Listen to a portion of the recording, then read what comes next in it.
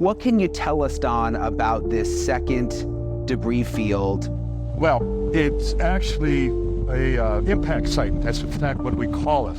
The remains of a egg-shaped pod about the size of a Volkswagen Beetle, based on all the eyewitness accounts, including military and civilian, describe this location about 35 to 40 miles north of Roswell. And it's where this pod and its crew, a number of bodies, and a survivor, based on, again, first-hand testimony, were recovered back at the time of the incident. Don, has anything of interest been found out there? I mean, I would have to think, if the reports are true that something crashed out there and the government was involved, I would have assumed that they would have gotten everything back then. I mean, are there still items to be found, do you think? Well, we would not be wasting time if we didn't feel that we could make at least certain confirmations.